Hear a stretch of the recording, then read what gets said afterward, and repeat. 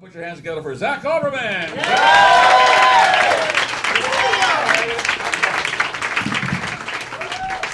How are you guys doing since the last time you were asked? Are we still good? Don't let the pit stains fool you. I'm doing great. I actually, as I tell people all the time, I am in the best shape of my life these days. It's not true, but it is fun to see their faces when they imagine what I must have looked like before. Sort of, because like no one should be that proud of looking like this, right? I mean, like I'm not ugly. I'm not saying I'm ugly, but there are people who are fuckable, and at best I'm shruggable. People are either, no, I don't think so, or yeah, I'll fuck you. But either way, they're using their high voice. I mean, if you look at me, my problem is I'm half fat, half bald, half dwarf. I'm not attractive enough to be anybody's turn on, but I'm not ugly enough to be anybody's fetish. Nobody has a fetish for small town deli owner.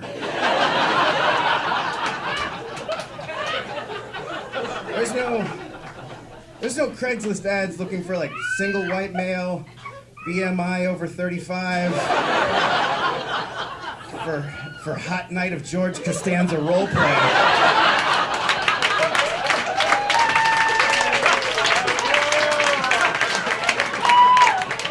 Speaking of my BMI, I was at a Chinese restaurant the other night, and on the tables they had the Lazy Susans. If you don't know what I'm talking about, the Lazy Susan is the little table that spins, that you put on a big table that doesn't spin, so that you can eat more while doing less. And what I particularly love about the Lazy Susan is that it's the only product I know of that insults people for buying it. I mean, I know it's actually technically the tray that's called the Lazy Susan, but I think we know who they're really talking about. Congratulations on your purchase of a lovely serving platter. Moreover, congratulations on the self-awareness to recognize that once you sit down to eat, the only thing you're standing up for is more food. But even that's asking a lot. What is this, leg day? Well, here's the answer to all your effort, you lazy-ass Susan. That doesn't happen with any other product, right?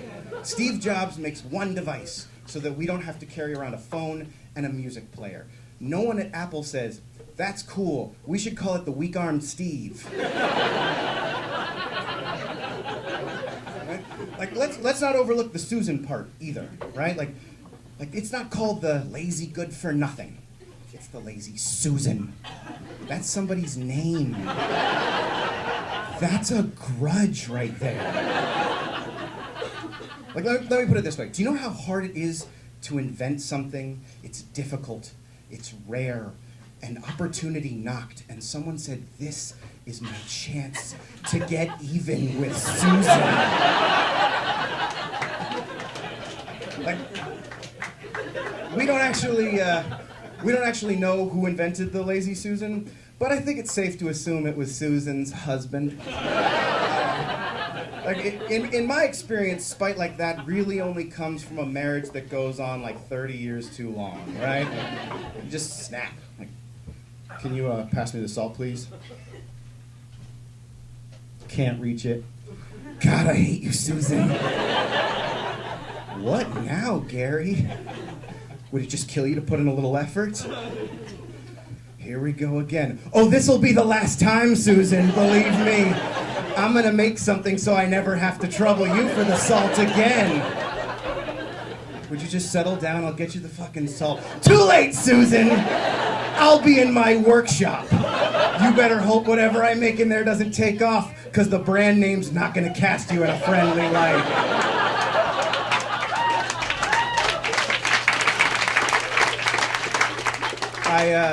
I find myself thinking about other people's marriages a lot. For example, you know whose marriage I can't understand at all? Adele's. I could never be married to Adele because I don't know how to argue with someone who can yell at me in key. right? Like, she'd be like, "Don't tell me how to raise my son." I'm sitting there like, I just said you're kind of giving him a lot of juice, but fuck it, forget about it. I'd lose every argument, I'd get desperate, start resorting to drastic measures. "Adele, honey, I think the kids have been a little overscheduled lately and we need to talk about it." And by we, I mean you, me, and Josh Groban, who's going to sing my parts. Josh.